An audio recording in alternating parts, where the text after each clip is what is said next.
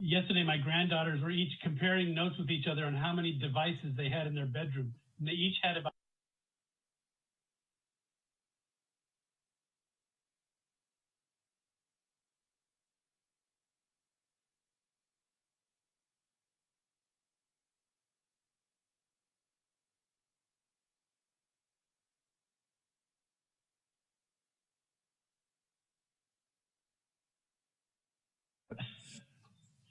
yeah.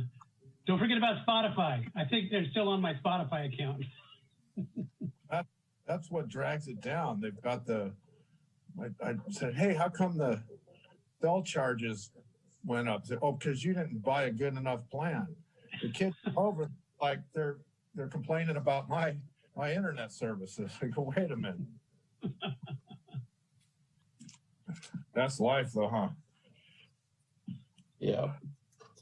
Just an FYI, guys, I think even though we're chatting, I think we are live. Oh, thank you.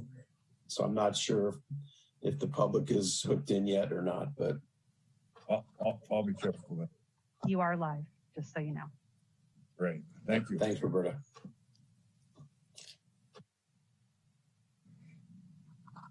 Roberta, why can't I get the usual view, or is that knocked out for right now? Same here. We are sharing a screen, a slide, so I think as soon as that goes down, you should be able to see everything. Okay.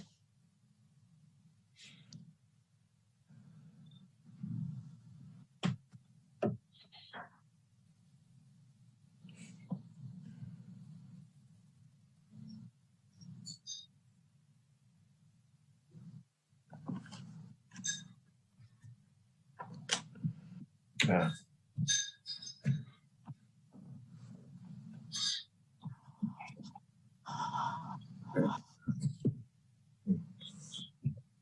Yeah.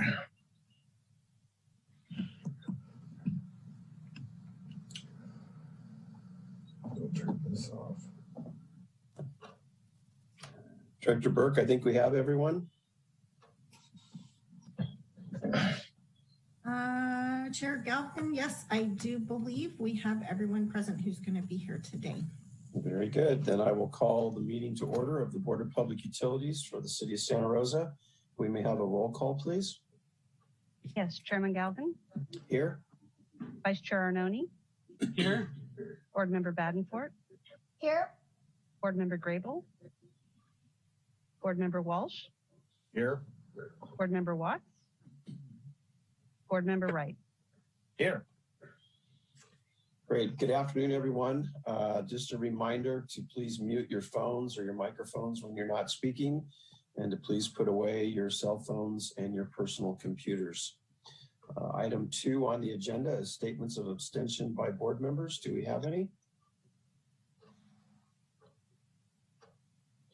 Very good. Item 3, do we have Mr. Mullen available for us? Yes, I just promoted him to panelist.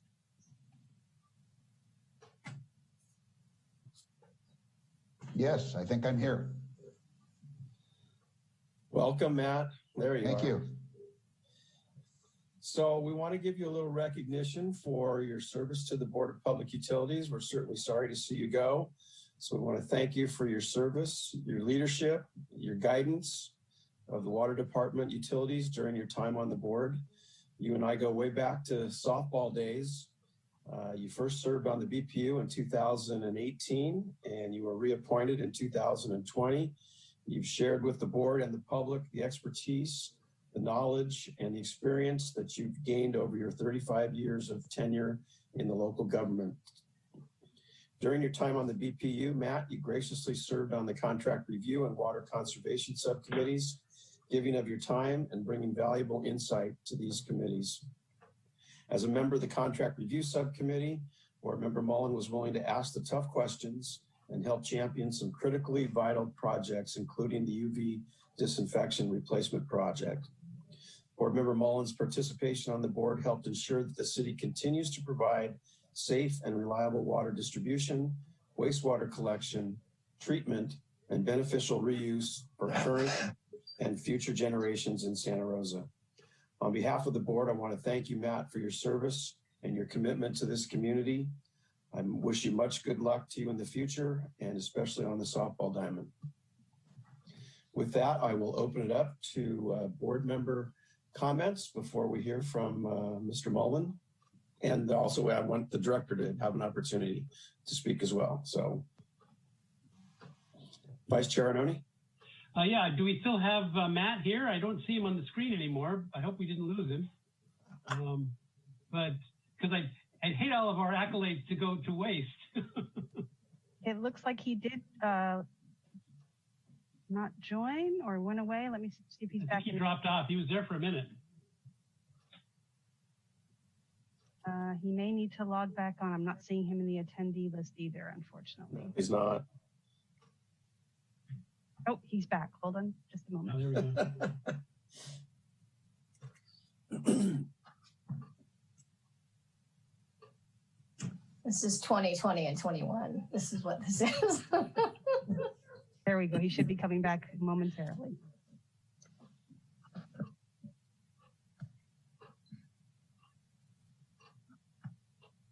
Sorry, Mr. Chairman. That's okay. I take it you just wanted me to repeat my speech twice. I assumed he was so bashful that he just logged off. He couldn't handle it. When did you leave us? I was setting up a recording so I can record this and show it to my family. Well, then I'll start over. How's that? There you go. So thank you, Board Member Mullen, for your service, leadership, and guidance of the Water Department utilities during your time on the BPU. As I mentioned, Matt and I go way back to softball days. He first served on the BPU in 2018 and was reappointed in 2020, sharing with the board and the public the experience, knowledge, and expertise from his 35-year tenure in local government. During your time on the BPU, Matt, you graciously served on the contract review and water conservation subcommittees, giving of your time and bringing valuable insight to these subcommittees. As a member of the contract review subcommittee, Board Member Mullen was willing to ask the tough questions and help champion some critically vital projects, including the UV disinfection replacement project. Board Member Mullen's participation on the board helped ensure that the city continues to provide safe and reliable water distribution, wastewater collection, treatment, and beneficial reuse for current and future generations in Santa Rosa. On behalf of the board, Matt, I want to thank you for your service and commitment to this community. Much good luck to you in the future, and especially on the softball diamond. And with that, I will open it up for board member comments. I see Board Member Walsh has raised his hand. And I just wanted to say, Matt, that it's been a pleasure working with you through years. I had the pleasure of working with you when you were the town manager at Windsor, and knowing your background with the Windsor Water, which was the prior government of Windsor, that you have such an amazing depth of knowledge in the field of water that I was thrilled when I learned you were going to come onto this DPU. It's been a pleasure serving with you and learning from you just by the acuity of your questions and your willingness to dig in and uncover what's going on behind the scenes. So I will miss your participation on this board and look forward to crossing paths again in the future, Matt. Good luck. Board Member Walsh. Thank you, Chair Galvin. And Mr. Mullen, I want to thank you. I had a long career in government service. I was at the County of Sonoma Auditor Controller's Office when Windsor was being incorporated into the town. And we appreciate you being gentle and compassionate with the new learners and for being quick and making great decisions. And I also thank you for serving on this board. And we want to honor that by continuing to do a great job. Thank you, sir. Thank you. Board Member Badenford.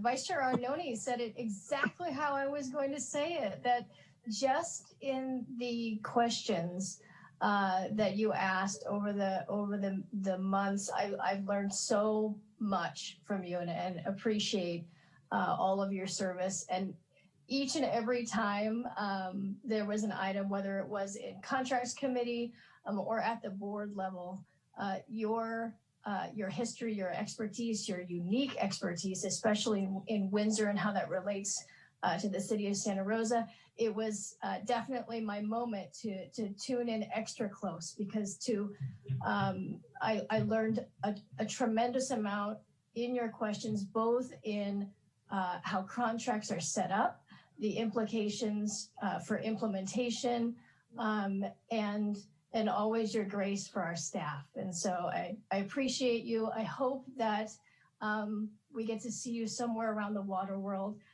moving forward. Thanks, Matt. Board Member Wright? I think I first met Matt on the day he was going to retire or something. You presented at a little luncheon in Sonoma. And I know you were going to retire like the following week or something like that. So that's been like 8 or 9 years ago or something like that anyway.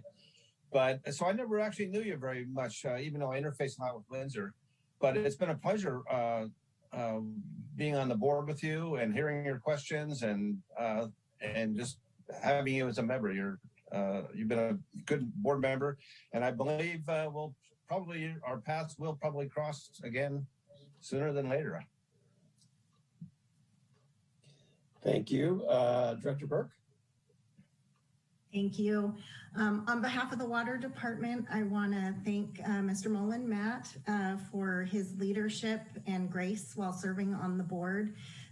We really appreciated and could see your knowledge and expertise shine through in all the interactions that we had with you. You made our projects better. You supported staff greatly, and we just really wanted to thank you for the dedication, the time, and the service. Thank you so much for your work on the Board of Public Utilities. Thank you, Director Burke. Any other staff personnel wish to make any comments? If not, we'll open the floor to Matt. Thank you, Chair Galvin, and thank you. Oh, your mic's not working.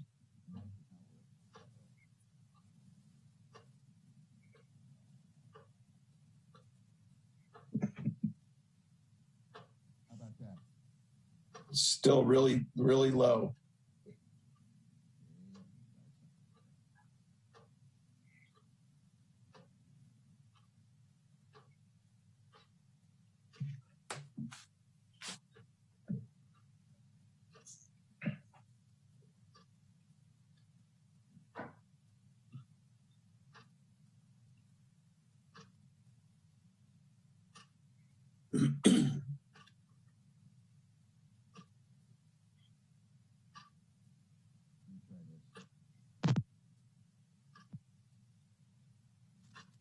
Is that better?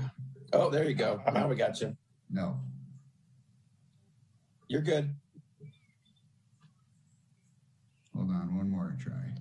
You got it. Matt. Okay.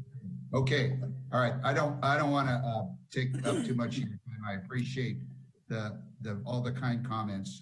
I've always dreaded these kind of things because it shines the spotlight on me when I don't feel I'm worthy of that sort of thing. The people that make the important actions and make this board function is obviously the chair and the director and all the support staff. They're the ones that really make the job of being a board member and a policymaker the easy one, because they do the heavy lifting. And it also kind of reminds me of my age, because at some point in time, they're going to do one of these when I'm dead. So yeah, it's always one of those kind of things that be careful what you wish for. It's really been an honor to serve on this board. In my 2 limited tenures here, one thing's obvious to me, I was mentioning to my wife, is that I have a commitment problem because I can't seem to last any long stretch of time like many of you on this board. But it's always been a pleasure. I enjoy the work that this important body does and has done over the years. I've admired it from afar, and it was really an honor for me to be able to be a member for a limited tenure here and see the important work that continues to be done. And I think it's, as I've said before, it's probably the best kept secret in this region is how important the Board of Public Utilities is, and the work that the Water Department does on behalf of all the citizens and ratepayers in this area. So it's really been a pleasure. I wish you all good luck going forward. I know there's a lot of important issues coming down the line, and best of luck. And I will see you soon when we can all maybe get back to some normalcy. So thank you very much for the recognition. I appreciate it. Thank you, Matt. So we are now going to take any public comments that there might be on item number 3. If you wish to make a comment via Zoom, please raise your hand. If you're dialing in via telephone, please dial *9 to raise your hand. Secretary Etha, do we have anyone? We have no public comments. Oh, I was hoping your wife might be on, Matt. Darn it. Not pictured. Okay. All right. Well, much good luck to you, and we'll see you down the road, I'm sure. Thank you again. Okay, that'll take care of item number 3. Item number 4 is the reorganization and announcements. I have been reappointed by Mayor Rogers as the chair, so I'll be continuing on, at least for now. And I would like to move on to having a election of a vice chair. So I'm asking for a motion from one of you board members to nominate the vice chair. Board member Wright? I move to nominate Bill Arnone as vice chair. Thank you. A second?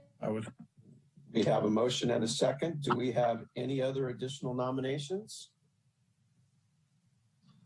Hearing none, I'll ask for public comments on item 4. If you wish to make a comment via Zoom, please raise your hand. If you are dialing in via telephone, please dial *9 to raise your hand. Secretary Etha, do we have anyone? We have no public comments. All right, may we have a roll call vote, please? Yes, Chair Galvin, Aye. Vice Chair Arnone, Aye, with gratitude. Board Member Badenford, Aye. Board Member Walsh, Aye. Board Member Wright. Aye. Great. Congratulations, Vice Chair Arnone. I look forward to working with you, continuing to work with you as we move forward. And you're welcome to make any comments you'd like. Let's keep going. Okay, I like it.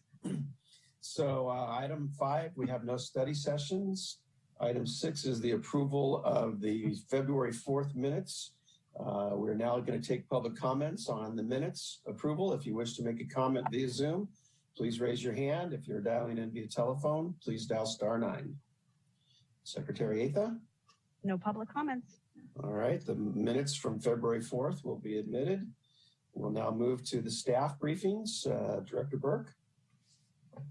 Thank you, Chair Galvin and members of the board. We have 3 staff briefings this afternoon. The first, item 7.1, is a review of the trucked waste program at the Laguna Treatment Plant.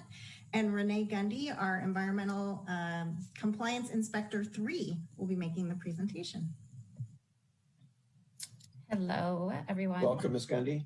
Thank you.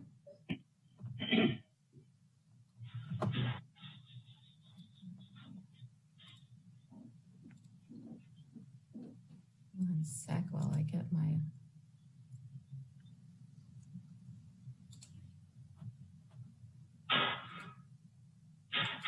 Okay.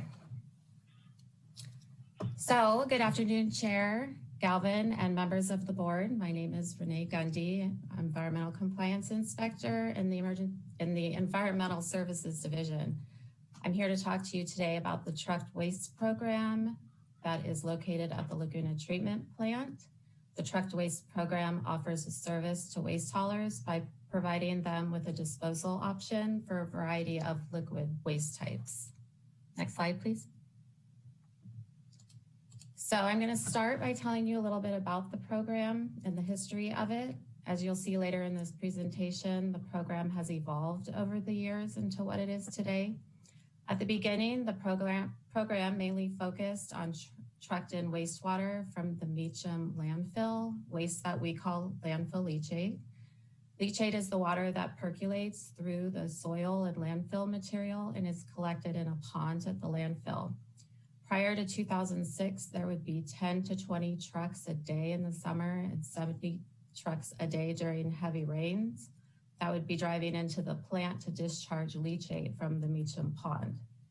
In 2006, the construction of a pipeline from the Meacham landfill to the Laguna treatment plant was complete and provided a means of direct discharge from the landfill and cut back on the truck traffic coming into the plant.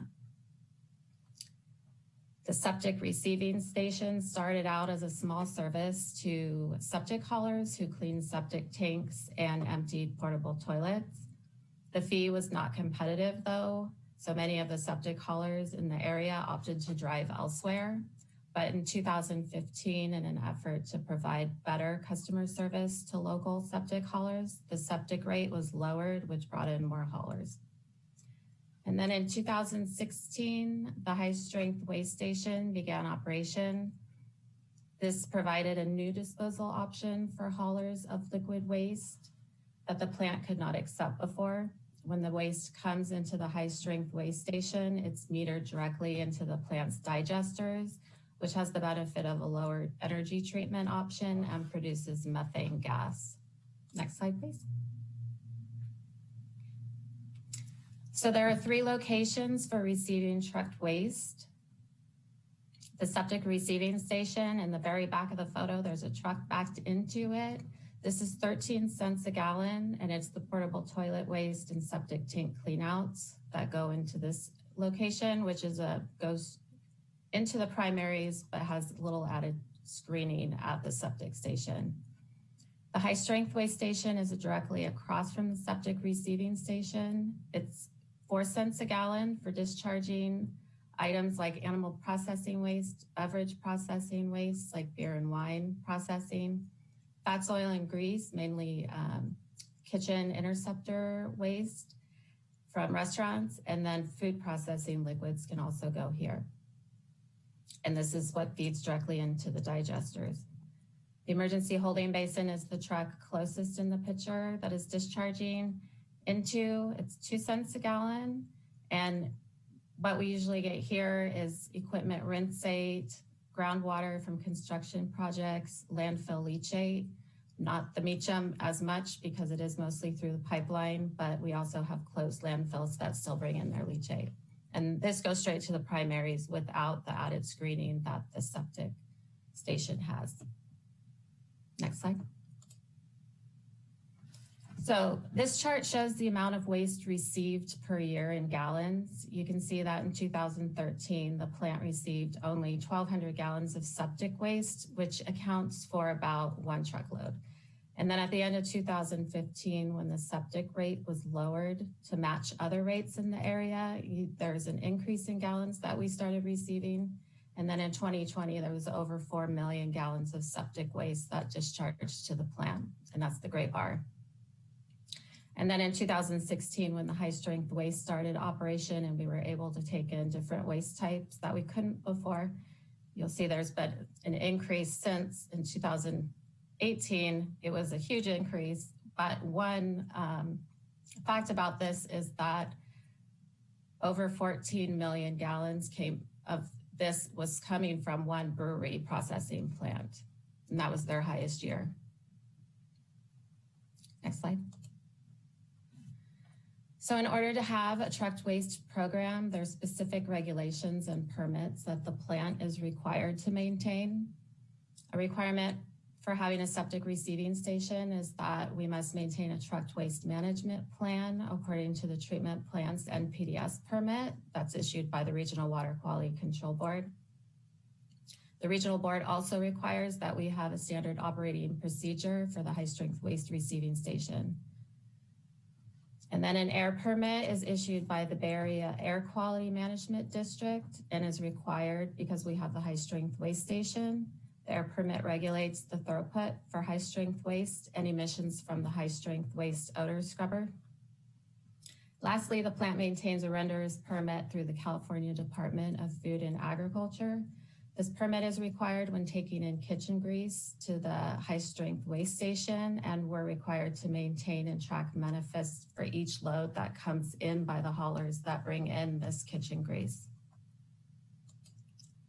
Next slide. Oh, you did. One method of monitoring the trucked waste program is that the environmental compliance section permits each hauler. The permitting process involves collecting an application, an annual fee, insurance requirements, and any sampling data that they may have so we can better determine where the waste will go and if we will take it. Once they are permitted, the haulers receive a scan card per vehicle, and the scan card links the transactions to the waste hauler software that we have. And this picture explains how the haulers check in. They run their scan card under the barcode reader, and it populates the screen with a company name, license number, total gallons by truck capacity, and then the hauler just has to pick the waste type that they're bringing in, and it's associated with a cost, and then a receipt prints. And we get one and they get one. Next slide. This slide shows the number of haulers permitted by year. I included it to show how lowering the septic rate and adding the high strength waste station has increased the number of businesses using our program. There are many local waste haulers happy that they no longer have to drive to East Bay Mud, which is where many of the local haulers went for discharge. You'll see that the septic rate reduced from 27 to 13 cents. And then when the high strength waste added, it's just been increasing ever since. And in 2020, we had 42 permitted haulers, which accounted for 103 different trucks discharging at the plant because most haulers have multiple trucks. Okay, next slide. So in order to protect the treatment plant, the plant's operations staff takes samples as the trucks are discharging. This would be when there's a new waste type or a questionable load. But there's also routine sampling of septic trucks that happens 2 days a week, and high strength waste is sampled up to 3 times per day. The samples are turned into the Laguna Environmental Lab, where lab staff run the necessary analysis. Okay. So there are many benefits of the truck waste program, which is why I wanted to highlight them on this slide. By offering the service to local haulers, there's a reduction in the trucked waste miles traveled. An example, in 2020, there were 6,718 deliveries through the trucked waste program. And assuming that it's 100 miles to travel to East Bay Mud, and without our trucked waste program, all these trucks went there, that's over 671,000 miles that were saved, which is an annual savings of, or an annual 3,500 tons of greenhouse gases that were reduced. The trucked waste program has also increased water and biosolids reuse and has increased the production of methane gas. That has increased power production at the plant. The methane gas is collected and utilized in a combined heat and power system. Then the electricity is used to offset power purchase from the utility, and the heat is used for maintaining digester temperature. And lastly, the fees charged per transaction has increased revenue. Next slide. So in summary, from 2013 to 2020, the trucked waste program has had over 36,000 deliveries and almost 150 million gallons was discharged. This accounts for almost $7 million in fees received and over 60,000 megawatts of produced electricity. And in comparison, the electricity is equivalent to powering 700 to 1,500 homes for a year. And the pie chart just shows the percentage received in gallons by waste type. You'll see that there's 17% received as septic waste, and high strength waste in the holding basin get about the same at 41 and 42%. Next slide. For this last slide, I wanted to include all who make this program possible. The trucked waste program has proven to be beneficial for both the haulers and the Laguna treatment plant, but it takes many of us to make it successful. I've already discussed a little of how environmental compliance operations and the lab staff are involved, but we also have admin staff that make sure that all the receipts and manifests are turned in. Then the Deputy Director of Environmental Services reviews and approves the billing. Finance generates the billing. IT maintains the kiosk system that we have for our waste haulers. An environmental services officer tracks the plant's permits and keeps the trucked waste program in compliance. Next slide. And that's it. Thank you. I want to thank you for your time and hope you learned something new about our trucked waste program. Thank you for the presentation, Ms. Gundy. I'll open it up for any board member comments or questions. Board member Wright? You need to unmute yourself. Sorry about that. Thank you. Is there a way that we can quantify the increase in methane gas production or estimate it? Or do we have any idea about that? Or I think you gave the total numbers at the end of the day. I do believe that there is somebody that keeps track of that. I can get back to you on that. I'm just curious, is that important? But yeah, I'm sure it did increase the methane gas production. Yes. That's it. Thank you. Board member Badenford? Thanks for the presentation. I always appreciate these every year. It's helpful.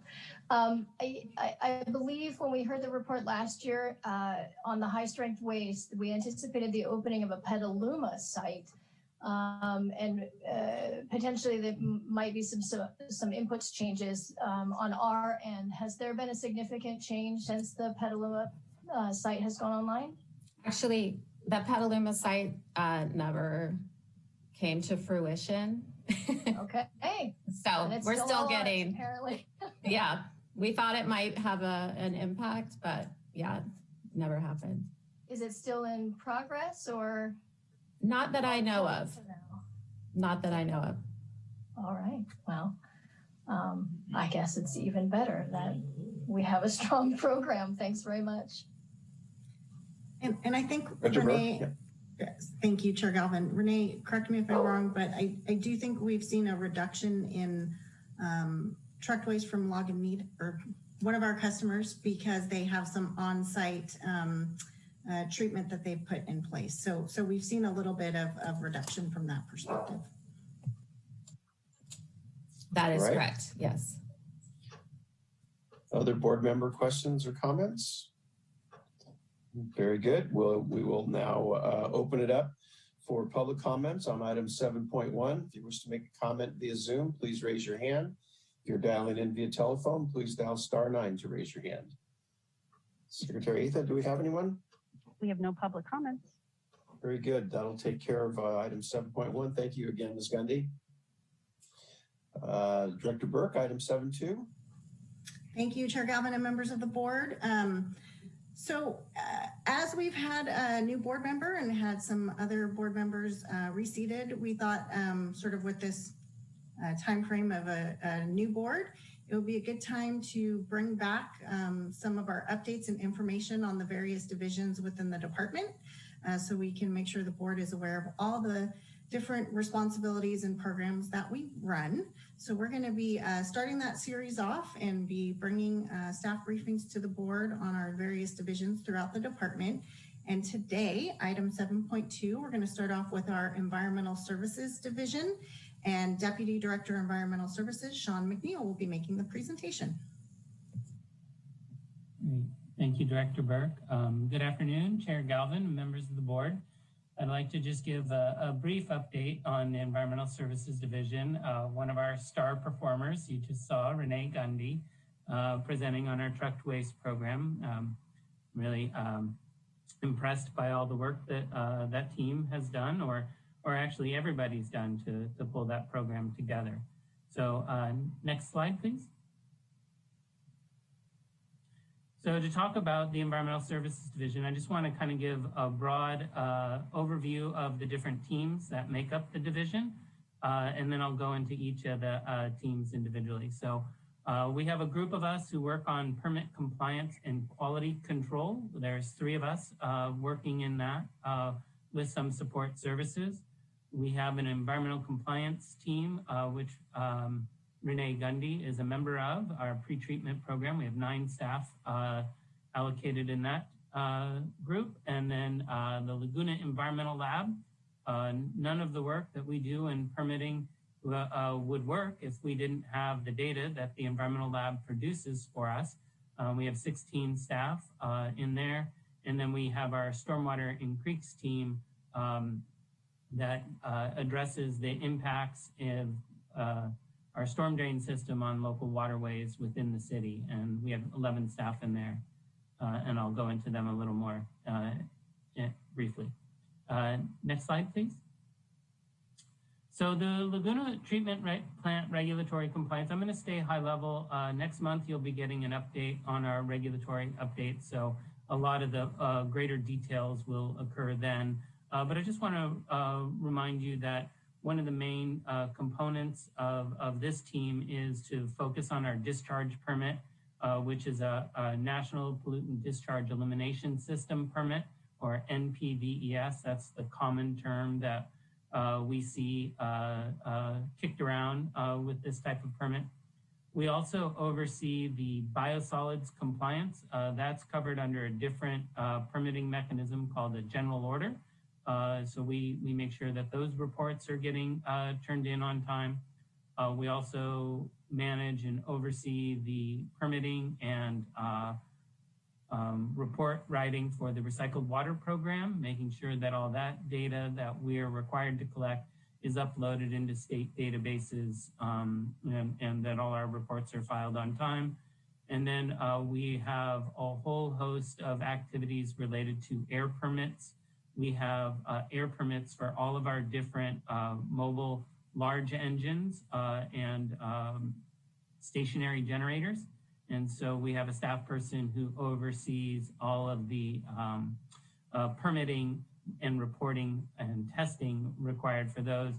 In addition to the mobile generators, we have the large combined heat and power engines that we have at the treatment plant that use the biogas, as well as some really large generators, backup generators that we have for the plant that keeps the plant running should we lose electricity.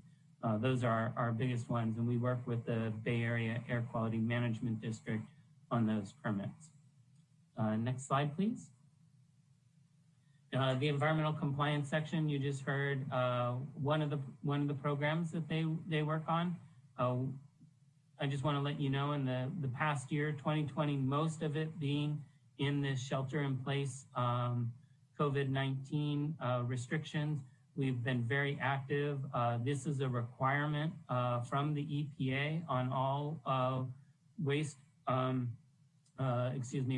treatment plants, and that we provide this service to all of our regional partners, because ultimately the goal is to protect the Laguna treatment plant from any toxic substances or substances that we're not able to handle in our treatment process at the plant from getting there.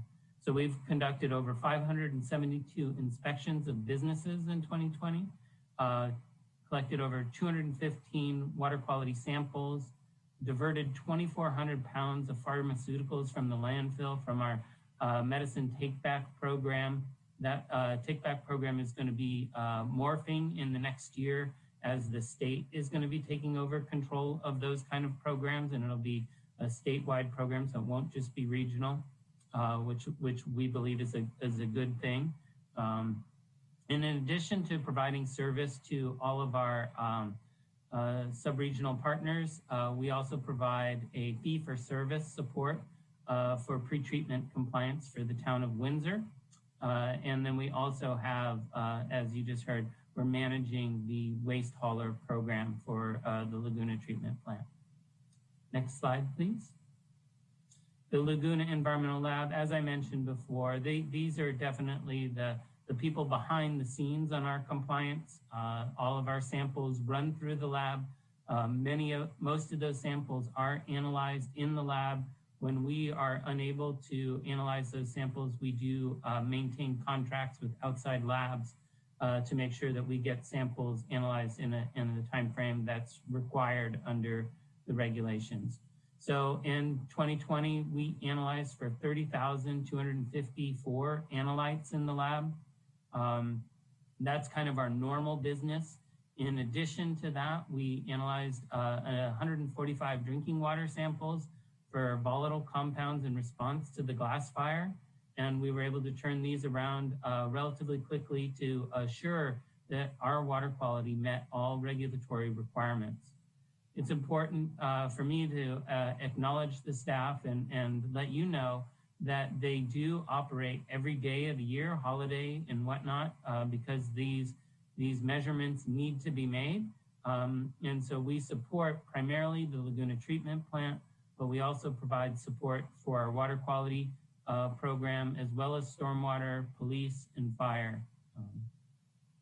And another task that they've taken on this year, and you'll get a report later on as we get more data, is the Laguna Environmental Lab staff have taken the lead on coordinating the polyfluoral alkyl substance sampling, which is PFAS.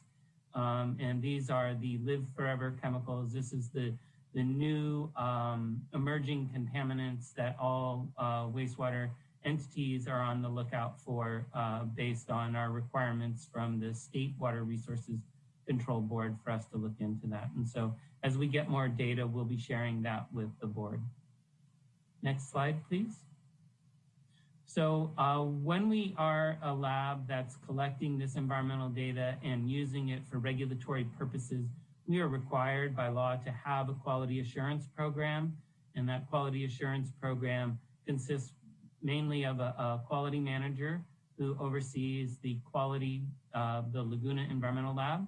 But that individual also helps to support many of our teams in the water department on field sampling training to make sure that they're collecting the samples appropriately, that we're not inadvertently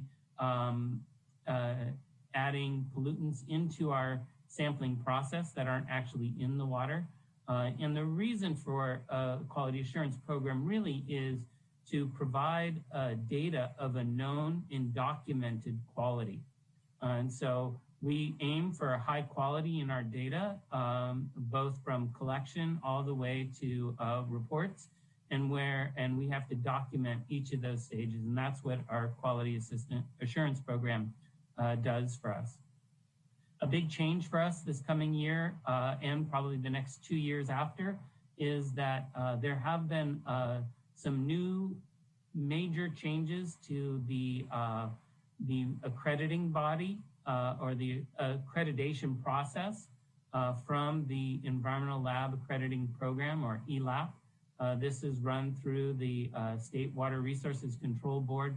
In these wide sweeping new standards for our environmental labs, we're in the process of updating our job descriptions and make sure that we meet all those requirements in there, as well as the quality program to make sure that we're documenting everything as is stipulated in the new. There's over 800 new requirements in this these new programs, and they're giving labs 3 years to comply with these new regulations.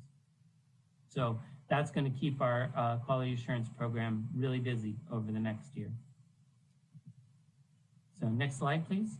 So the last team I want to talk about is a team that you probably don't hear much from, because this is our Stormwater and Creeks team, and they report directly to the City Council. They have their own enterprise fund, which is generated by a runoff coefficient on all the properties in the city. But I just wanted to give you an update of what they're working on.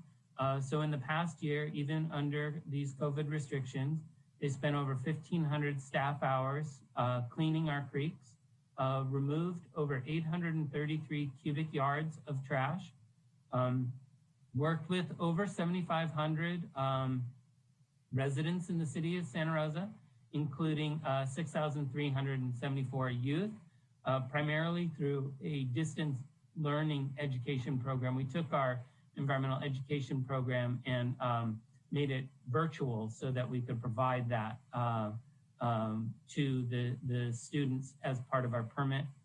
And we also completed 3 special reports, which Director Burke will mention. They were very lengthy. I think over 600 pages worth of reports in this pathogen study, looking at sources of pathogens in the city of Santa Rosa that might be getting into our storm drain system.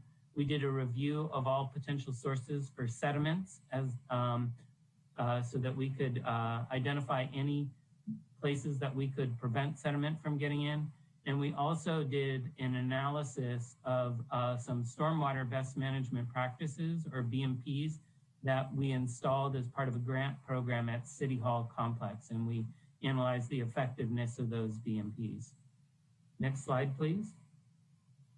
So the stormwater permit is also an NPDES permit, but it's very different than the treatment plant permit in that they don't have numeric limits, but they really have programmatic approaches and goals that they have to meet to fulfill the requirements of this NPDES permit. And education is a major one of those. And so we started this Streets to Creeks campaign, and we brought it to the Russian River Watershed Association, which is a regional authority that shares information throughout the entire Russian River watershed.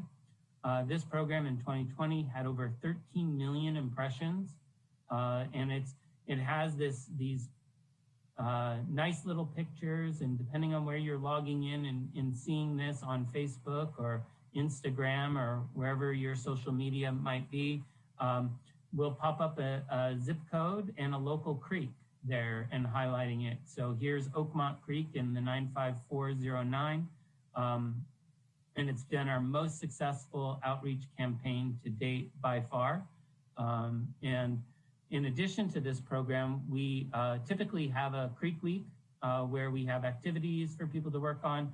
This year, we adopted that to be a virtual Creek Week, activities for people to go out and have a virtual bird tour, bird walk with one of our biologists, and a whole bunch of other fun things. It's much better in person, I will say, and our hope is to bring it back again in person next year. And we've coordinated over 300 educational and stewardship activities over this past year, all with the in observance of the COVID-19 restrictions for these types of activities. So with that, next slide, I'll take any questions. Thank you, Deputy Director McNeil. I'll open it up for any board member comments or questions.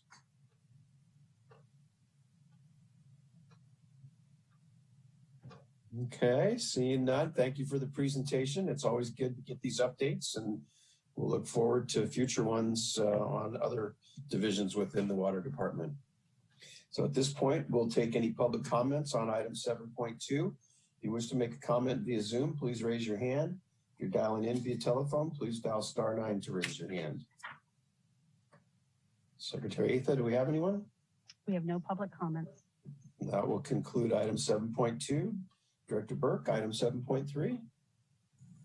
Thank you, Chair Galvin and members of the board. Item 7.3 is a water and recycled water supply update, and Deputy Director Water Resources Peter Martin and Deputy Director Regional Water Reuse Operations Emma Walton will be making the presentation.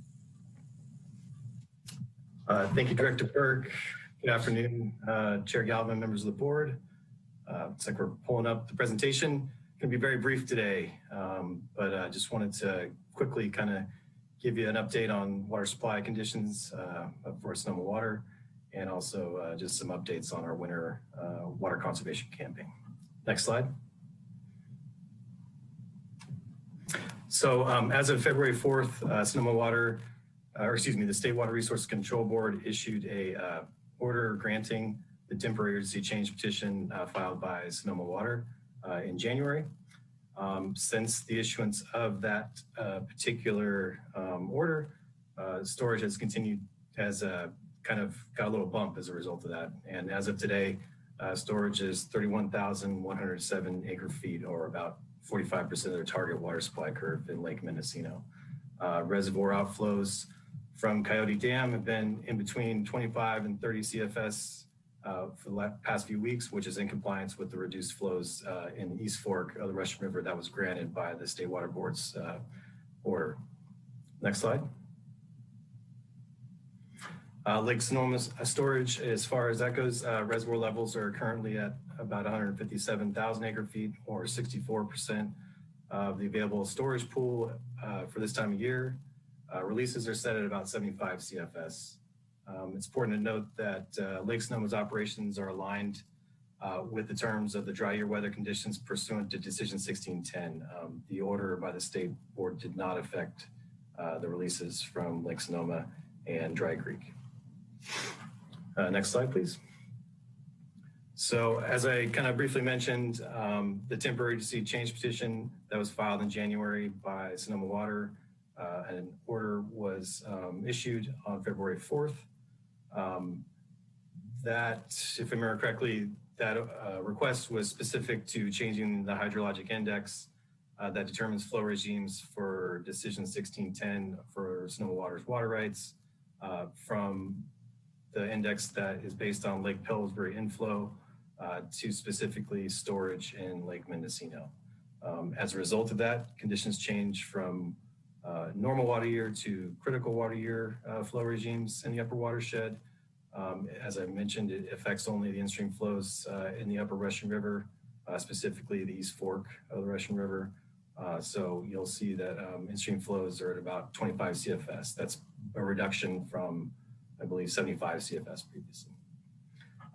This order is not without any conditions. There are additional terms and conditions for Sonoma Water that includes reporting on conservation activities, water quality and fish monitoring, and quite a bit of consultation with the fishery agencies, both the federal and state fishery agencies.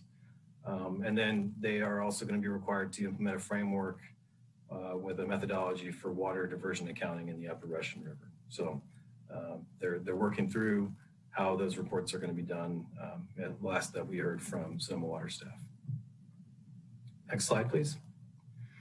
And then just really briefly wanted to kind of give a quick overview of some of the recent winter outreach activity regarding the dry conditions. We've been working closely with the city communications team on a variety of work products. And that includes internal and external outreach. You may have seen some speaking points or talking points that went out to both the VPU and City Council regarding the dry year weather. Additionally, we are kind of launching internal kind of outreach to staff about the dry weather, including taglines, "It's a dry year, save water with us." People will be adding that to their signature blocks for internal email to try to continue that message, both internal and external. Additionally, we're continuing to coordinate with our regional partners in the Sonoma Marin Water Saving Partnership. And then I just wanted to highlight that there's been quite a bit of effort going into an improved WaterSmart customer web experience. So our web pages have gotten a really nice refresh. You'll see some of the graphics there in the middle. It actually looks really nice. It's appealing. And then it's also based as far as feedback from customers navigating the web pages, some significant improvements there. And then lastly, you'll be seeing some bill inserts that just started going out this week through the month of March, again, signifying to customers that it is a dry year and we're seeing below average rainfall for the last 2 years. And it's extra important that customers save water during this winter. And then also, of course, diverting their attention to the resources that the Santa Rosa Water offers as well. So last slide.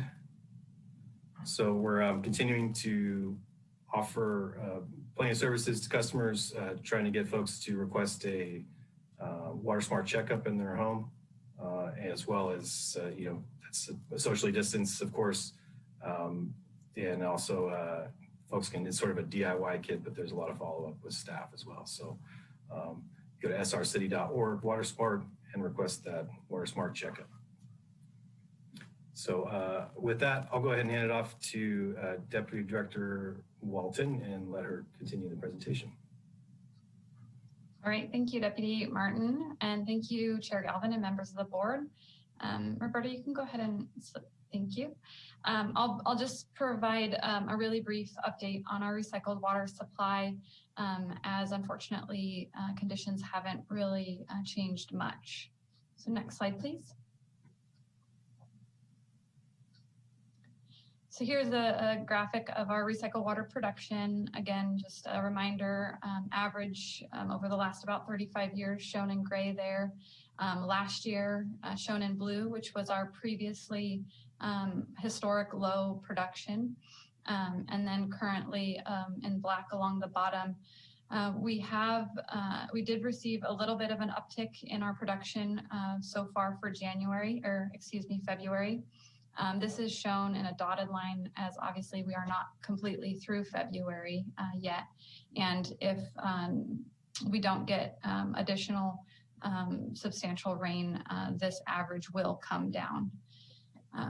So just again, trending very, very low with our production. Next slide, please. Similarly with storage, we are also trending very low, below average. We did get a slight uptick given the recent minimal amount of rain that we received, as well as Geyser's system going offline for a day due to a power outage. But we don't anticipate that we'll see this trend continue, obviously, unless we get some good rain. So very critically low in production, critically low in storage, and ultimately availability of recycled water as we move into this year's irrigation season. Next slide, please. So just a recap and information that we've previously shared with you. We are at this time anticipating that there will not be any water available for our frost protection users at this time. We just don't have sufficient supplies to offer that service right now. If our circumstances change, we will we will reach out to our frost protection users immediately and let them know. But right now we are not providing frost protection water, and we do not anticipate that we will. We are also preparing for little to no recycled water for our other interruptible customers. Just with the trends we're seeing, such little water, if we do have water available, it will be very minimum. Just as a reminder, last year was our previous historic low, and we delivered about 1 billion gallons less than we typically do. And this year we're on track to deliver even less than that. So it's going to be critically low supply. A reminder, we have established a BPU ad hoc to start identifying any opportunities that there might be, as well as get direction on how to allocate the limited water that we will have. Again, just as a reminder, we are under delivering to the geysers currently, given the low water production that we have and our need to keep some water in storage to provide us operational flexibility. We are under delivering, and we will need to make this water up throughout the year. It's working well for us operationally, and we are confident we will be able to make up this water. But as you look at those storage curves, just keep that in mind that if we were not under delivering to geysers currently, those storage curves would be even lower, potentially, at 0, or as low as we really can go, which is about 200 million gallons. And then again, ongoing cooperation with our regional partners, Windsor and Sonoma Water, as well as extensive and consistent outreach to our customers. Right now, our main focus is really just getting the message out to our customers, however we can, the best way that they can receive it, and get the information out there. So with that, you can move to the next slide, and I'd be happy to answer any questions. Thank you to both of you deputy directors. Do we have any board member questions or comments? All right, seeing none, we will now take public comments on item 7.3. If you wish to make a comment via Zoom, please raise your hand. If you're dialing in via telephone, please dial *9 to raise your hand. Secretary Atha, do we have anyone? We have no public comments.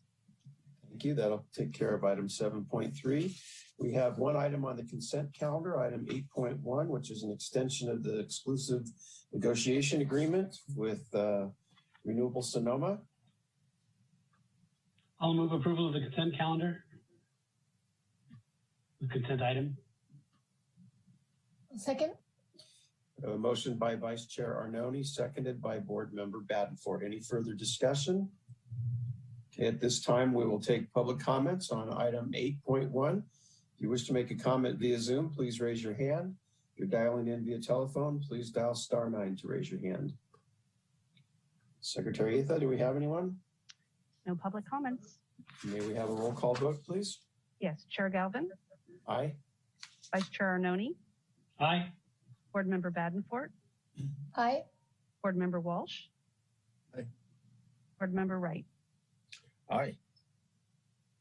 Thank you. Passes unanimously. That'll take care of the consent calendar. We'll move to our one report item 9.1. Director Burke.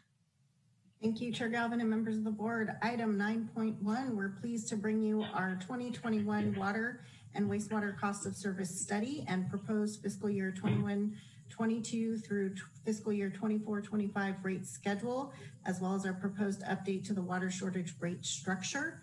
Deputy Director Kimberly Zanino will be leading off the presentation. We also have consultant Bob Reed participating, and I believe Mark Hildebrand, maybe not. Before I turn it over to Deputy Director Zanino, I just want to again thank the board. This has been a very big effort, an internal staff effort for the last 2 years to put this information together and work on the modeling and cost of service study and everything we needed. Appreciate all the board's time for meeting with us individually with your council appointers so we could hear your feedback. And then also really wanted to especially acknowledge the budget subcommittee. We asked a lot of this subcommittee this year. We really appreciate their time and effort. It was chaired by Board Member Watts, and Board Member Grable and Board Member Wright also participated. Just again, really want to thank everyone for all their time and effort. This was a really big effort, and we're very pleased at the results and happy to bring that before you today. So with that, I'm going to turn it over to Deputy Director Zanino. Good afternoon, Chairman Galvin and members of the board. Can you move to the next slide, please? This is just the agenda showing you what we'll be discussing today. There has been something added since the last time, which is what I'm going to be discussing with you, which is some of the effects on billing and revenue because of the COVID-19 pandemic. So can you move to the next slide, please? Next slide. So before we get to the rate recommendation slides, I wanted to share some information regarding the pandemic and how Santa Rosa Water has responded, as well as the effects in relationship to billing and revenue. We will also be sharing this information with City Council at the study session on March 2nd. So first, we will start with talking about our response to the pandemic.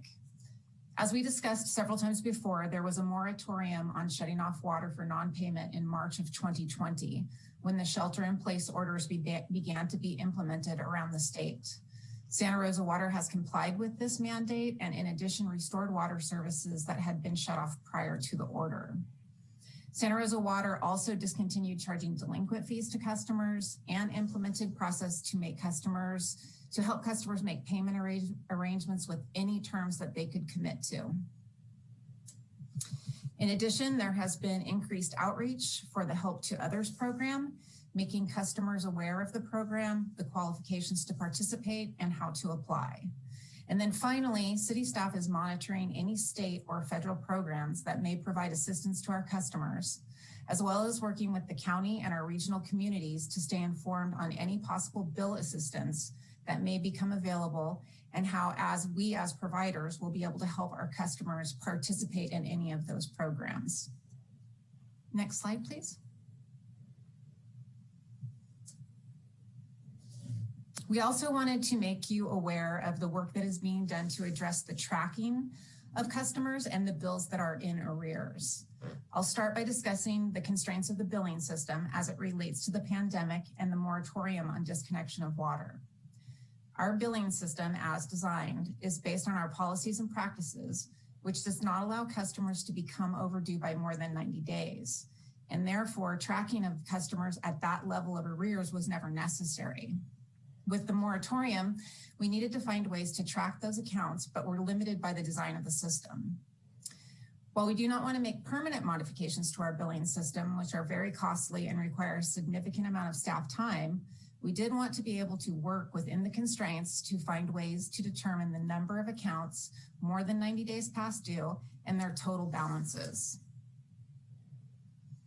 In addition to tracking, another change in process for staff was making payment arrangements for these longer period of times that the customers are overdue. Our collections process allows customers to make payment arrangements, but requires them to keep those defined arrangements. If they do not, the process for disconnection is started in the system, and because this process is currently suspended, those arrangements are now being handed in a manual tracking manner. So what we have been able to do is to modify some existing reports to determine that we have a roughly 1,700 accounts that are more than 90 days in arrears, and the total balance of those accounts is $1.4 million. What I'd like to do, though, is give you some perspective on what those numbers mean. The 1,700 accounts is approximately 3% of our total customer accounts, which is not out of our normal range of percentage of overdue accounts. This means the majority of our customers are paying their bills as they do in any normal year. As for the total balance, while we can't compare to prior years because accounts would not have been able to be in arrears by that length of time, I will let you know that that is only approximately 1% of our revenue. The collection and tracking of this data was developed, one, to make sure that it is not creating an unmanageable financial burden on the current budget, which it is not. And it was also developed so that we could identify and determine the customers that we want to be available to help with participating in assistance programs as they become available. Even if this did become a revenue loss, with the higher than projected sales this year, due to higher use by our customers because of the dry, hot year and existing fund balance, Santa Rosa Water would remain financially healthy and the budget would be sustainable. I do, however, want to point out that this is not considered a loss for us. The customers still owe the balances, and Santa Rosa Water will make all efforts to collect the amounts due, which includes trying to help those customers to participate in any state and federal programs that may become available to them. With our regulatory requirements, we cannot just forgive balances, and we will be doing, and we will not be doing that with these accounts that are in arrearages. Even now, while we do not have our normal tools available to us, we continue sending bills monthly, and we also send reminder calls out monthly to remind customers that they are overdue and that their bills are becoming further overdue. And in the future, when the moratorium is lifted and we can return to normal billing processes, we are working on solutions to collect the overdue balances. The goal will be to create a collection process for the overdue balances that allows us to perform our normal process on current charges for the customer while continuing to pursue collection of the overdue charges from this period of time. And with that, before we move on, I think I will answer any questions related to the pandemic before we get to the slides that are for the rate recommendation. Thank you. Any board member questions or comments regarding the effects of the pandemic? I can't see you on the screen, so if you have something to say, go ahead and jump in. Lisa Badenford here. I just have a quick appreciation and thank you on all of your efforts to deal with the complexity of the moratorium while keeping service going for those that are struggling. A couple questions, maybe they're not answerable right now. Does this have any complexities kind of for our multifamily customers? It strikes me that not every individual unit, right, has an individual bill. And so and I appreciate your efforts to just manage all of it. State and federal dollars are still in the works. A lot of that is coming out as housing and rent and utility assistance. So I'll be hopeful that the city is able to tap into some of those. But I'm just curious around, is there any connectivity, for example, with any of the property management firms or any complexities that might arise out of arrearages and multifamily customers? Well, what we'll be doing is, so we have the list now, and we know which customers they are. And so we're really starting that process of looking at what classes of customers they are, how far they're in arrearages, the amounts of their bills. We will be looking to reach out to those customers, likely by mail or by call or in other ways, so that we can reach out to them and start determining where they are and what their issues are. And then working with them, like one of our ideas is that we would work with them to have the arrearages in a specific account and then their current charges be in another account. And then we would be able to work with them on that arrearage account separately. As far as multifamily, we haven't thought yet because we've been watching all of the legislation that's been coming out as well. And we're also, as regional companies, working on letters that we can send in response and making sure that we're staying in contact with those that are in charge of those programs so that we can figure out how they will be defined and if there are ways that we can use that funding or help our customers to use that funding. Because so far what we're seeing is that they're going to have to be the ones who have to reach out to get the funding. It doesn't look yet like we would actually be receiving the funds ourselves. They wouldn't just be giving the funds to us. They would be working with the customer. They may then send the funds to us, but it would have to be the customer who is reaching out to them for those programs. So we'll continue to look at that. We know we want to be ahead of it. We don't know when the moratorium will get lifted. But as we start to really analyze all that data, we'll be taking all of this into account. Fantastic. Thank you so much for your foresight on the funding and how it may roll out and how to best help liaise that for our customers. Appreciate it. Other board member questions or comments? Very good. Thank you, Deputy Director. We'll, I guess, move on to the next part of your presentation. So now I'm going to hand it over to our consultant, Mark Hildebrand, and he is going to go through the water and wastewater rate study recommendations. And then after him, our other consultant, Bob Reed, will be going through the water shortage rates with you. Great, thank you. Can you hear me okay? Great. Thanks for having us. We've presented to the subcommittee previously, and we have a few slides that you've seen. So I'll go through relatively quickly because it is material that's been presented before, but we can certainly take questions at the end. Next slide. So when we do the rate study, there's three major steps that we follow as shown here. The first one's called the revenue requirements. You can also think of this as a financial plan where we look for about 10 years out and we simply look at all the revenue coming in, all the expenses going out, and come up with a financial plan, both in terms of rate revenue increases and potential debts, issuing new debt that will allow the utility to continue to provide services and minimize rate increases. Once we understand how much rate revenue we need, we move to the cost of service, which is allocating costs to specific customer classes to make sure that everybody's paying the appropriate amount for the service that they're receiving. And then finally, the rate design is the last piece where we look at the way that we're going to collect that revenue. So that's largely whether it's going to come in the form of fixed revenue versus variable revenue, which would be based on how much water is used, as well as decisions about tiered rates. One thing I would like to point out is that both for the cost of service and rate design, we are using the same methodology that was used during the last study 5 years ago. We've updated the values going into it, and so some of the results were slightly different, but the methodology is the same. Next slide. Here we have the big picture, the big cash flow projection for your water utility. This is an image that we've shared in the past, so I won't go through the exercise of explaining all the different components, but basically it shows the rate revenue increases down at the bottom there. And so what we are proposing for this phase is a 4-year schedule of 2% rate increases on July 1st or close to that date, followed by 3% for 2 years and then 4% in the 4th year.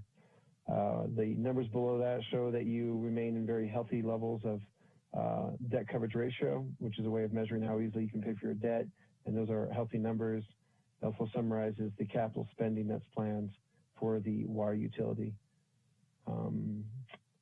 And it shows, the middle shows that you're going to be keeping at or just above your reserve target levels, your target reserve levels.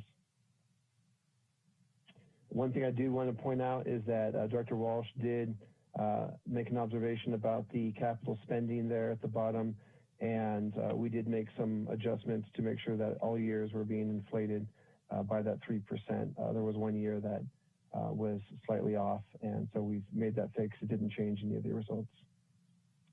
Next slide. So here's the same picture for the wastewater utility. Again, the rate increases are shown there in the box towards the bottom, and in this case, we're showing 2% per year for the next 4 years. So I think in both cases, you can observe that these rate increases are quite small, pretty close to essentially what inflation is expected to be, which is a great sign. It's a sign that both utilities have been managing their finances, that there's no surprises. The capital spending will continue to increase to make sure that you're reinvesting in your system.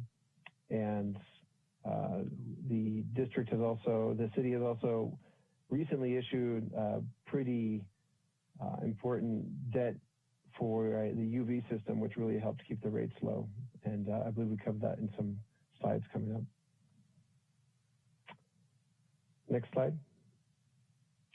So here's just a summary of those rate increases in case you want to see it in simpler format for both the water and the wastewater. Next slide. So that was the first step, the revenue requirements, essentially the financial plan. Next, we took those revenue requirements, and as I mentioned earlier, we looked to allocate costs to specific customer classes based on the way that they use the system. So the principles that we followed involved assigning costs to customers based on the existence of an account.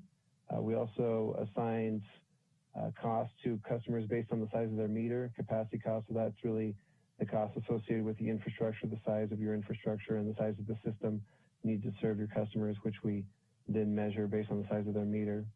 And then the last component there is the commodity costs, which we assign to customers based on how much water they use or sewage they produce. We looked at water supply and water conservation costs to justify the tiered rates that you have.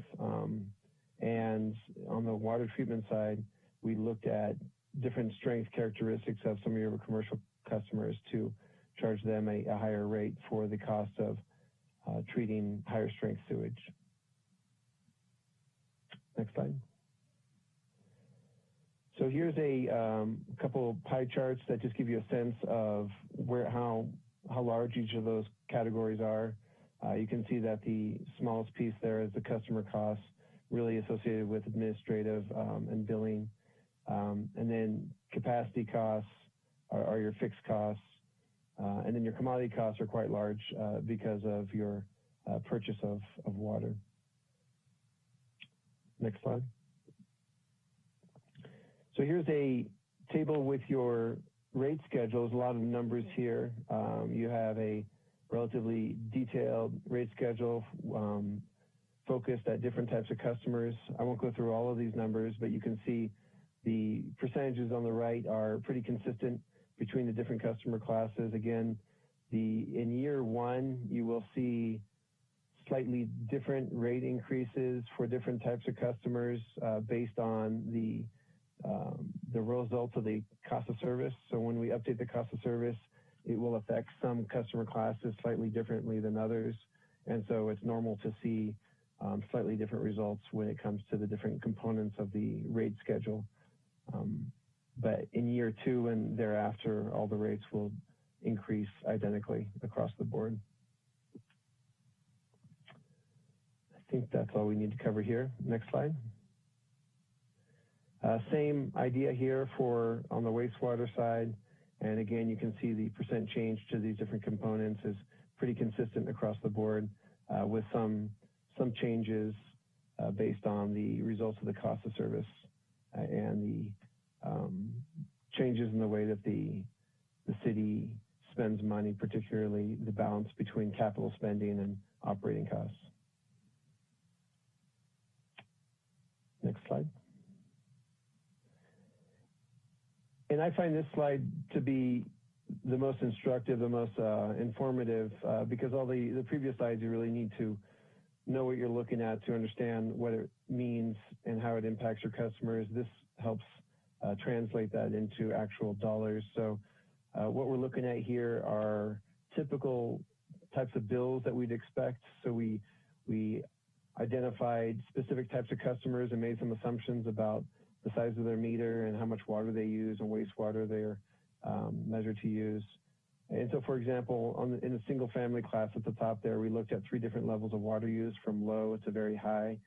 And we calculated what their bills would be with the current rates and then what their bills will be with the proposed rates and the percent change in the last column. And again, you can see a lot of very similar numbers in that last column.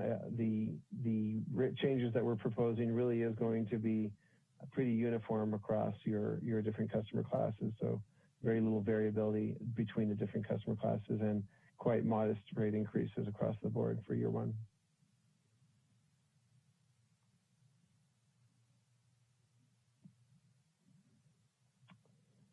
Here's a breakdown of what an average residential bill looks like and where these different cost components fall within that bill. So we've made assumptions. It's a 4-resident home with 7,000 gallons of water usage per month and a sewer cap of 4,400 gallons. So again, that's water used during the winter. You can see what the current bill would be and how that breaks into the different components that we talked about, so the fixed costs and the usage component. We also show there on the left side how much that monthly bill will increase each year based on the rate increases that we proposed.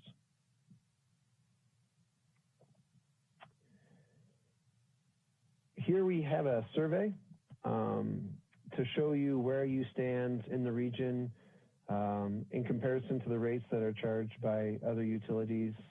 And you can see that you're right there in the middle of the pack and that the rate increases that we're proposing leaves you, from a ranking standpoint, in the same place. There's quite a few rate studies, as Bob can attest as well. There's quite a few rate studies that are in progress in this region. And so you can expect a number of these utilities will be making adjustments to their rates over time. And I expect a lot of them to be probably higher than the 2 and 3% that are being proposed for your city. So I believe that your rank will probably go down over the next 4 or 5 years, if I had to guess, just based on my knowledge of the region and the direction that the rates are going for most of these utilities. Next slide. And that covers it for me. I think we'll pause here to take questions on this portion, and then Bob Reed will, Kimberly or Jennifer, pause here, yeah. So we'll take a pause here and allow you to ask questions on that component, and then Bob will give a presentation on the water shortage contingency plan. Thank you. Questions, comments from the board with regards to the proposed increased charges and rates? My thanks again to everybody's hard work, particularly the budget subcommittee and our outside consultants in putting this all together. So I think it's a relatively modest increase, and hopefully our ratepayers will be happy to see that it's not greater than it could have been. Any other questions?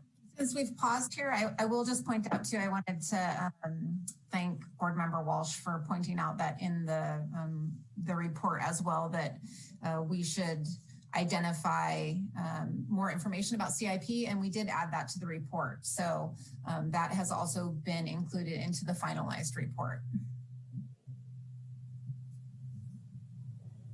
Okay, then I think we can move to the water shortage contingency plan portion. Super. Thank you, Chair Galvin and the members of the BPU. Thank you for allowing me to present this information. Mark talked about water and wastewater rates and the revenue needs of Santa Rosa Water during normal water supply and demand conditions. What I'm going to talk about with the water shortage contingency plan is the financial strategy and the rates and charges associated with dealing with drought conditions. And I know all of you are familiar with the fact that California from time to time has some fairly significant droughts that come along. So if we move to the next slide, the water shortage contingency plan is really a component of the city's urban water management plan. And the urban water management plan is something that the city is required to prepare every 5 years in accordance with state statutes. And that talks in broad sense. It provides a lot of information about your water supplies, water demand from just different customer classes and demand characteristics, and then also about your water management strategy, including conservation program and whatnot. And the water shortage contingency plan is an element of that talks specifically about shortage conditions, including droughts. And also includes water use restrictions and other measures to help reduce water demand during shortage conditions. The water shortage charges is a component of that. We're looking specifically at that narrow component of the strategy. If we go to the next slide, the water shortage contingency plan and the financial strategy includes a system of water shortage charges as well as excess use penalties that come into play at various stages of water shortage. With this update to the water shortage contingency plan, the city is defining 8 stages of water shortage. The state guidelines require at least 6 stages. So part of the update is to comply with the requirements of new state guidelines and also update the analysis consistent with current financial information and whatnot. Your existing water shortage contingency plan already has these water shortage charges and excess use penalties, and we're simply updating those to conform with the new structure for the plan as well as updated financial information. And with this, you can see there are 8 stages of water shortage as defined by the plan. These are above and beyond normal water supply conditions. The first stage is really a voluntary stage where with very modest use reduction goal, only up to 10%. And then as you go through the subsequent higher stages, all the way through stage 8, there are increased water use reduction goals going all the way up and over 50% in stage 8.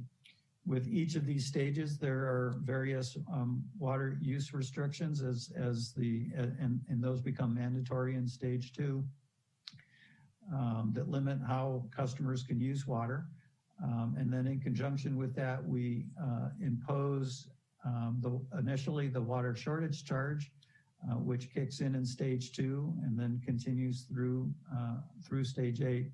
And then in the more severe stages of shortage, starting in stage 5, there's an excess use penalty, which is something that applies to those customers that are not staying within specific water allocations that are assigned to each customer. So that is something that can be avoided by all customers. It only kicks in when they use more than they should be. The water shortage charge, however, applies to all water usage during those stages and provides a little bit of additional revenue. We go to the next slide. So these water shortage charges and excess use penalties are really part of a three-pronged strategy that we've developed with the water shortage contingency plan. We had some graphs in prior presentations that showed that as water use is reduced, you generate less revenue. You're selling less water, so less revenue is coming in. But you also have a reduction in some costs. You're not buying water because you're not selling that water. But your revenues will fall more than your costs, and that will create a financial deficit. So the financial strategy that we're looking at is how do we bridge that gap that occurs and grows with increasing severity of shortage conditions. And so our three-pronged strategy includes first, looking at our available reserves and basically reaching into our pocket and using monies that we have in reserve. Those might be undesignated reserve balances or even the catastrophic reserves that you could use to help bridge the gap.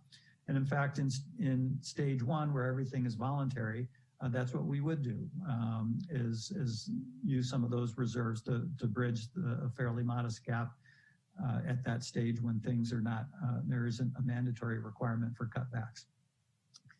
Then we would implement a water shortage charge as a second component and generate some additional revenue from that. Those water shortage charges would apply to all water usage occurring at each stage, starting in stage 2, and generate some additional revenue. And these are cost-based because they're intended to help bridge that financial gap. The excess use penalties that I mentioned are not expected to generate revenue because they can be entirely avoided by all customers. And so we're not planning on getting revenue from that. However, if revenue is generated from excess use penalties, that would be help to bridge the financial gap and cover the costs associated with shortage conditions, including additional extra outreach and assistance programs that may be in effect during the shortage or to replenish reserves. And then a third component of this three-pronged strategy is considering deferring a part of the capital improvement program and in effect preserving some of the cash, particularly if a drought situation might last more than 1 year and it becomes important to preserve some of the cash that you have. So that's our three-pronged strategy. If we go to the next slide, this presents information on how these water shortage charges and the excess use penalties would be applied to the water usage rate structure. And this example is using the proposed rates for the upcoming fiscal year. And you can see that first column of rate numbers to the left are the normal rates that Mark talked about. The water usage charges would not apply and would not affect fixed service charges. So those would remain as part of the bill and not change or increase as a part of a shortage rate structure.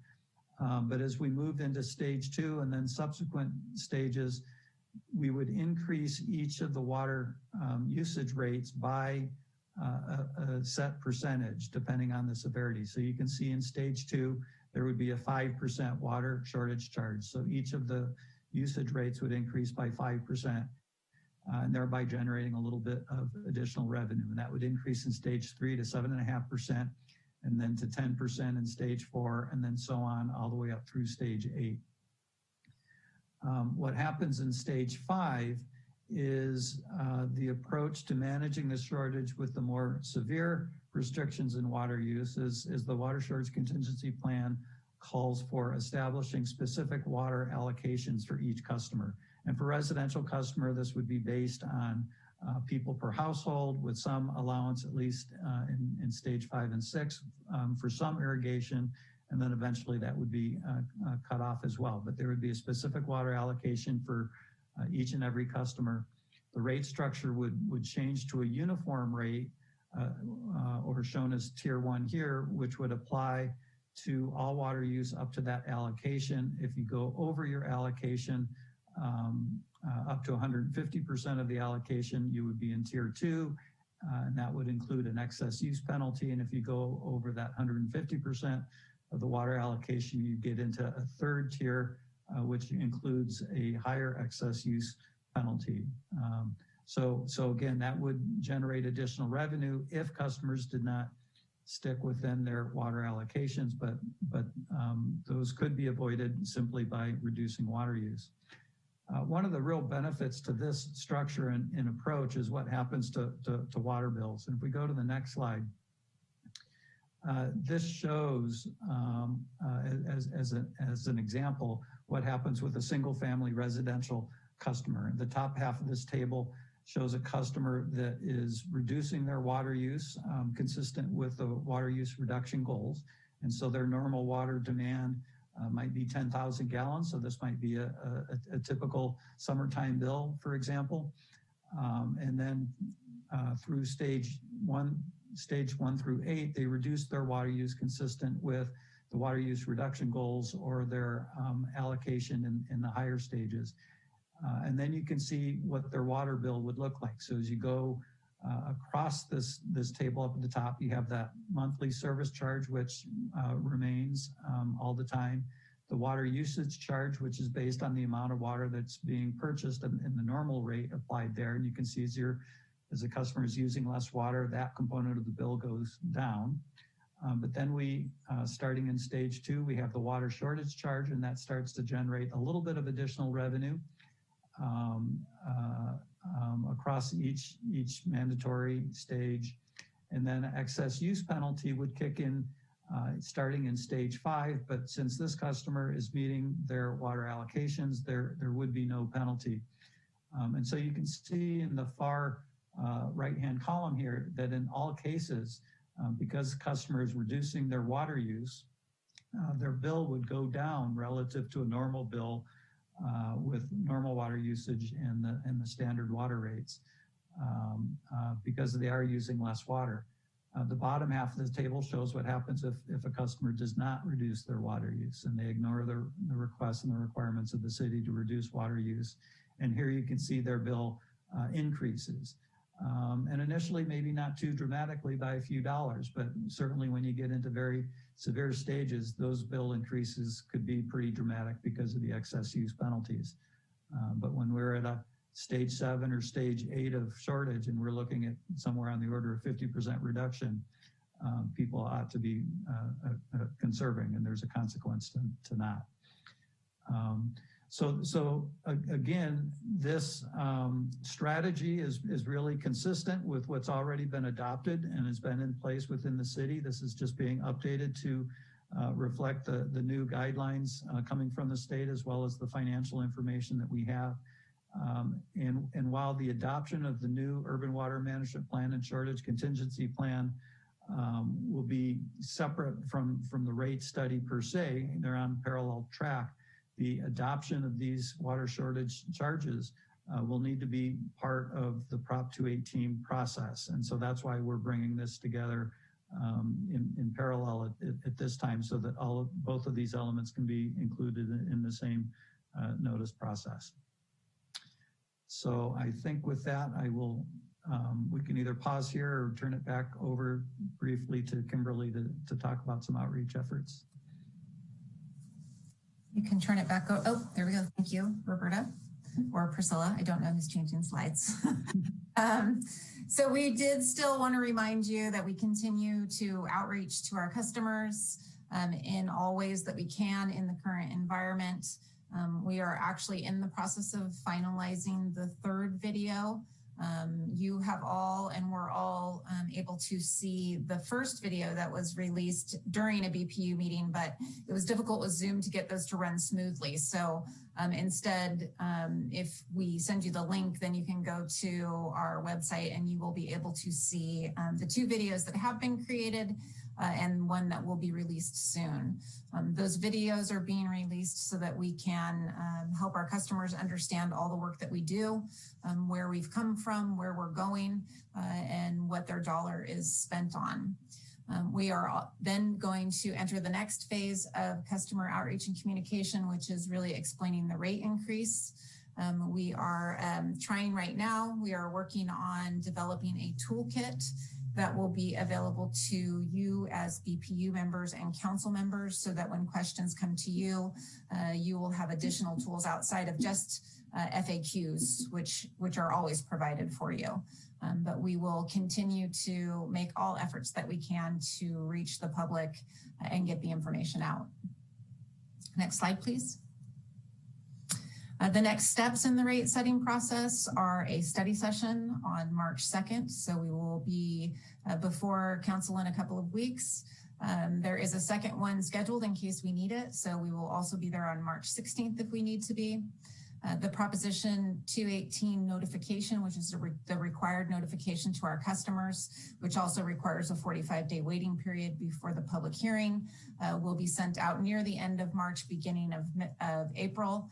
And then the public hearing will be held on May 25th. And that will be the final approval by council for the proposed rate structure. Next slide, please. So with that, I'm going to go to the recommendation, which is, it is recommended by the Board of Public Utilities Budget Subcommittee and Santa Rosa Water that the Board of Public Utilities, by 3 resolutions, recommend that after compliance with all applicable law and conduct of a public hearing pursuant to Proposition 218 on or about May 25th, 2021, the City Council, 1, enact increased charges and rates for water services, 2, enact increased charge and rates for wastewater services, and 3, adopt a change to the water shortage rate structure.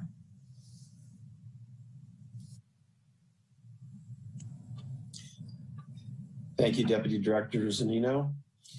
I'll open it up for board comments and questions. I am going to let you know that we have 3 resolutions before us, so we're going to want to take them in separate motions, but we can have a general discussion of all 3 prior to any motions being made.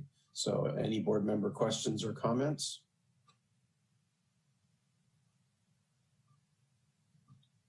I know we've all been through all this before, so if that's the case, then I'll entertain a motion to enact the increased charges and rates for water services. So moved. Seconded. We have a motion by Board Member Wright, seconded by Board Member Walsh, to approve the enactment of the increased charges for water services. At this time, I will open it up for public comments.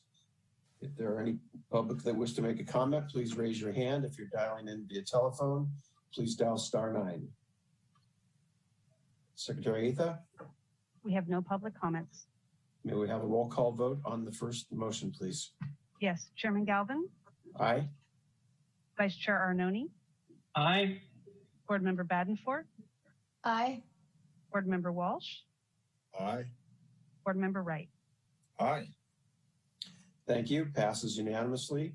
The second resolution is to enact the increased charges and rates for wastewater services. May I have a motion, please? So moved. Seconded. That was, who was that? Vice Chair Arnone excuse me, Board Member Walsh, and seconded by Board Member Wright. We'll now take public comments on this motion.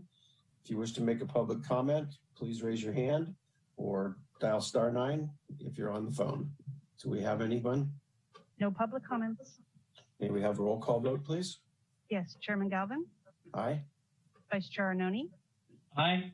Board Member Badenford? Aye. Board Member Walsh? Aye. Board Member Wright? Aye.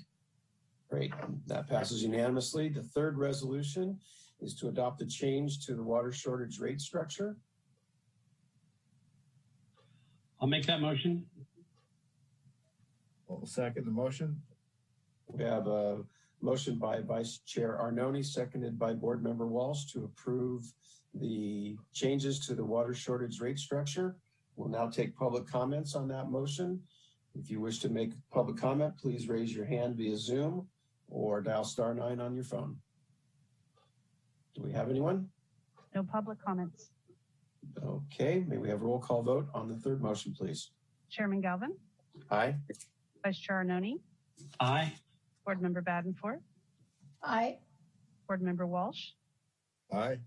Board Member Wright. Aye.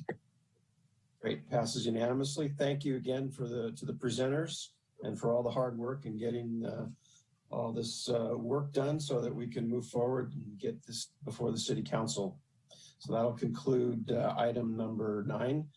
Item 10 is public comments on non-agenda items. If you wish to make a comment via Zoom, please raise your hand. If you're dialing in via telephone, please dial *9 to raise your hand. Secretary Atha? We have no public comments. All right, that'll take care of item 10.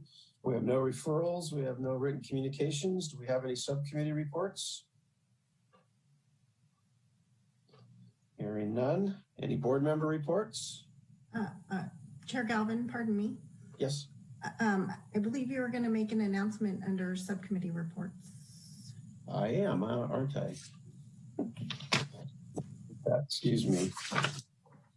So under the subcommittee reports, I'm going to be receiving a memo after the meeting. I've made some adjustments to our committee assignments and we've eliminated a couple of subcommittees. So I'll just announce that the City Council BPU Liaison Subcommittee will be myself, Vice Chair Arnone, and Board Member Badenford. The Water Conservation Subcommittee will be chaired by Board Member Watts, and the other members will be Board Member Grable and Board Member Walsh. The Contract Review Subcommittee I will be chairing, and Board Member Badenford and Board Member Walsh will be on that committee. The Budget Review Subcommittee will be chaired by Board Member Watts, and Board Members Walsh and Wright will be on that subcommittee. The Compost Facility Negotiating Subcommittee will be consisting of Council Member Sawyer and Board Member Badenford. The Groundwater Management Ad Hoc Committee will be Board Member Grable and Board Member Wright. And the Recycled Water Ad Hoc will be myself and Board Member Badenford. And you'll get a memo from Secretary Atha that outlines all of that. Based on that, we'll take public comments on item 13, the subcommittee report that I just made. If anyone wishes to make a comment via Zoom, please raise your hand. If you're dialing in via telephone, please dial *9. Do we have anyone? No public comments. Thank you. Now, board member reports, any? Okay, director's report. Thank you, Chair Galvin and members of the board. I'll be relatively quick. A couple things I just wanted to update the board on. First, just wanted to let the board know that the City Council has been starting their goal setting process. Today was day 2. They'll be wrapping up day 3 tomorrow. They're working on their work plan and setting their goals, and there will likely be some participation by water department or some of their goals and work plan that will affect our department. So we'll let you know as that goes on. The second thing I wanted to let the board know is that we will be starting our budget preparation very soon. We do have a new CFO that started in January, and that's delayed the schedule just a little bit. So staff is currently working very hard on pulling budget information together. And we anticipate that we will be, now that the new subcommittees have been announced, in particular, the budget subcommittee should be looking for a number of meeting requests coming up very soon, as we are looking to start working with you on the budget preparation for this next fiscal year. And then last, I wanted to let the board know that the Sonoma water budget and rates, we have been working through that process through the Technical Advisory Committee, or the TAC. Wanted to acknowledge that Deputy Director Zanino has been leading the TAC subcommittee on review of the Sonoma water rates and budget for next fiscal year. The committee consists of representatives from Santa Rosa, Windsor, Cotati, North Marin Water District, Marin Municipal Water District, and City of Sonoma. The Technical Advisory Committee will be considering a recommendation on the budget and rates on March 1st. We'll be bringing it to the Board of Public Utilities on March 4th for you to give direction for how the WAC member should vote. Our current WAC member is Councilmember Schwedhelm. We'll be bringing your recommendation to the City Council on March 23rd, and then the WAC will be voting on the Sonoma Water budget on April 5th. That is my report, and I'm happy to answer any questions that the board may have. Any board member questions or comments for the director? Hearing none, we'll now take public comments on item 15. If you wish to make a comment via Zoom, please raise your hand. If you're dialing in via telephone, please dial *9 to raise your hand. Do we have anyone, Secretary Atha? We have no public comments. All right, we'll move to item number 16. I would ask Interim Legal Counsel, Mr. Maddow, to announce our closed session. Thank you, Chair Galvin. There's one closed session item today. It involves a conference with the city's real property negotiator, which is permitted under an exception to the Brown Act that's found in Government Code 54956.8. The property in question is at 601 Piazzi Road. The assessor's parcel number is provided on the agenda. The negotiators on behalf of the city are Stephanie Valkovic and Jill Scott. The negotiating party with whom they will be negotiating is the County of Sonoma, and the topic will be price and terms of payment. In this discussion, for the purpose of the board giving instructions to its real property negotiators, is appropriately set in closed session. Thank you. Prior to going into closed session, I'll open it up for any public comments on item 16.1. If you wish to make a comment via Zoom, please raise your hand. If you're dialing in via telephone, please dial *9 to raise your hand. Do we have anyone? We have no public comments on this item. Thank you. We'll now go to closed session. I'd ask each of you to log off and use the connection information that you have to log on to the closed session, and see you shortly. Thank you, Mr. Chairman.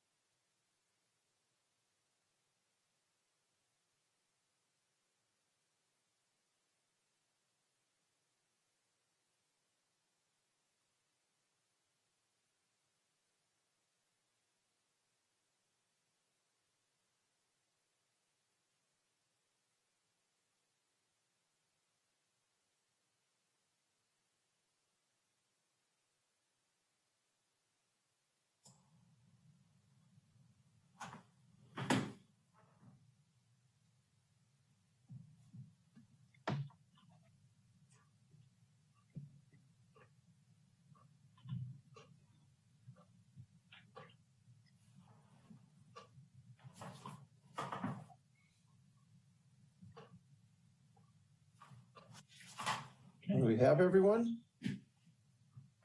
All right, we're back in session on the Board of Public Utilities meeting. I would ask Interim Legal Counsel Bob Maddow to report out on our closed session. Thank you, Chair Galvin. The Board of Public Utilities did meet in closed session to consider agenda item 16.1, conference with real property negotiators as identified on the agenda. There was no reportable action taken in that closed session. Very good. We will then adjourn the meeting of the Board of Public Utilities for today, and we'll see you at our next meeting in March. Have a good afternoon, everyone. Thank you. Thank you.